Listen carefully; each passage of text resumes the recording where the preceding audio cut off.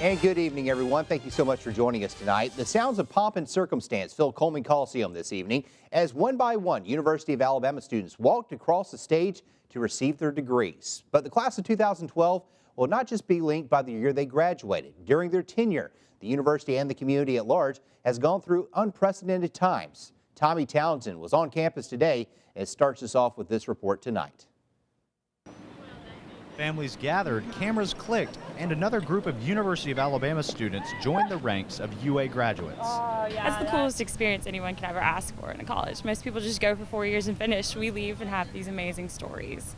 And I've learned so much from all of the experiences. Unlike previous classes, the class of 2012 has seen both the highs Richardson breaks free on the sideline, end zone, and the lows. Definitely a life-threatening situation. We're watching a large wedge tornado coming our way. Well, no one has gone through all the stuff we've gone through while we were here. It's just been real special. 2 national championships we got to go this year, and the tornado, which it was really close to us, so that had a big impact on our college career. But to say that we've gone through 2 national championships and a tornado that's destroyed our town, and to see what our town can do and rebuild and come back, it's just amazing to say that I graduated from the University of Alabama. These students say it's their memories at UA and in the community that will stick with them far longer than anything they've learned in class. I had never seen a community come together like we did, like from students to, elderly people to just whoever. We came together.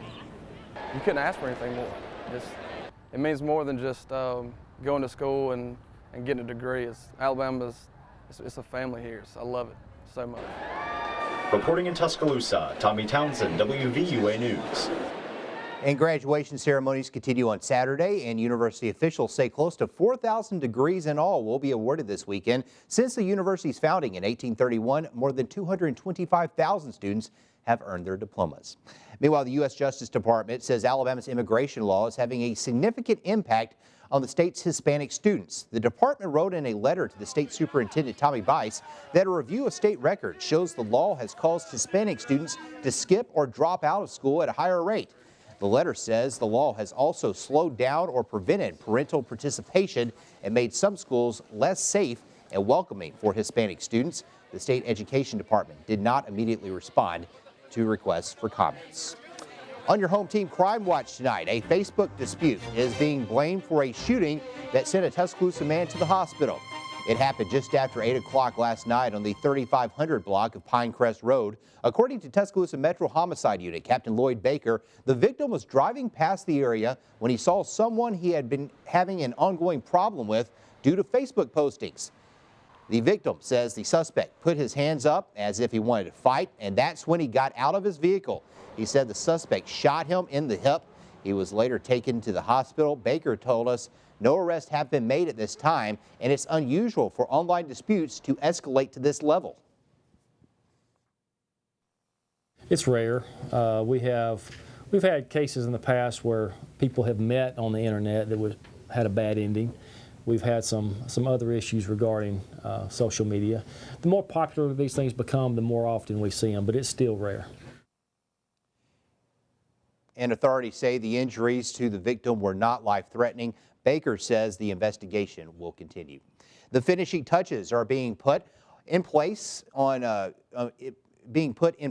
the official grand opening at Tuscaloosa's new River Market. The big celebration is taking place tomorrow. The River Market had a soft opening about a month ago. So far, organizers say things have been going smoothly, but for their official opening, they have a big Cinco de Mayo celebration planned, including free food, music, and games for all ages.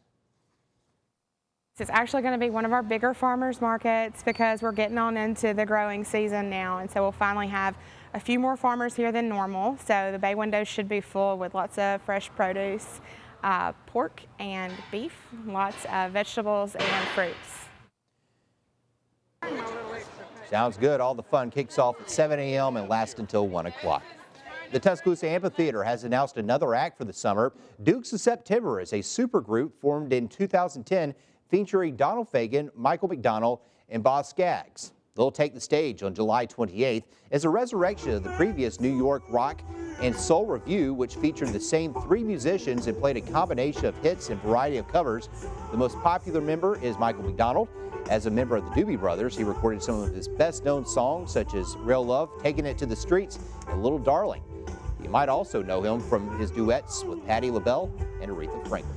Well, it would have been a good night for a concert this evening, but will the weather cooperate for your weekend? With the first look at Alabama's home team forecast, here's Chief Meteorologist Richard Scott.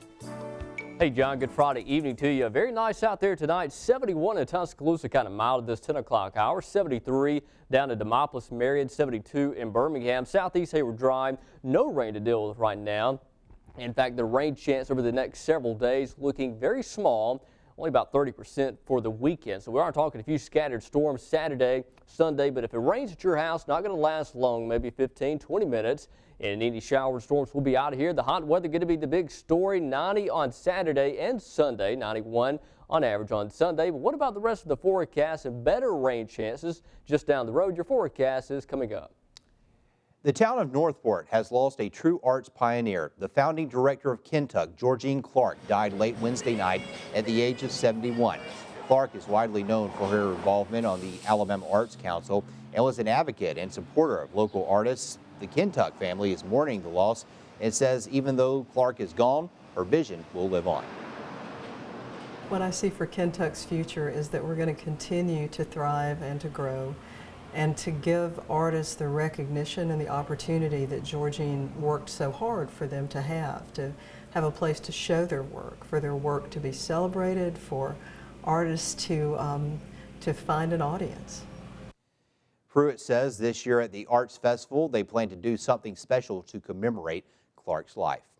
After one mom got national attention for taking her child to a tanning bed, we take a look at how much is too much. WVUA's Leah Knight takes a look at what is being dubbed in the press as tanorexia. I've been tanning my whole life. Patricia Krentzel pleaded not guilty to accusations that she took her 5-year-old daughter to a tanning bed. But what she is guilty of is tanning so often her skin has a shocking appearance. Adam Lewis, owner of Tuscaloosa's Tanning Oasis, says a tan like this could be evidence of a problem. That's a mental issue. I compare that with similar to alcoholism. Moderation, fine, but once it gets to that point, that's obviously a mental disorder. Lewis says before tanning, there are some things you need to think about. Look at your family history. If you have any history of melanoma, carcinoma, any kind of skin cancer in there, you would be nuts to lay out in the sun all day long or come to the tanning bed 4 times a week. It's crazy. Once a week, I think is fine as long as you're doing the proper beds. Lewis says there are actually some tanning beds that are safer for your skin than the sun. But many doctors don't agree. The United States Department of Health and Human Services has called ultraviolet radiation from the sun and tanning beds a known cancer causer. In Alabama, there are state regulations which include limiting tanning to 1 visit per day and not allowing people under 14 to use a tanning bed. And there's always the UV-free option. Most parents that have children under 17 usually opt for the spray tan just because they don't want to expose their kids to that too early. Reporting in Tuscaloosa, Leah Knight, WVUA News. The mother at the center of the tanning controversy is facing charges of child endangerment.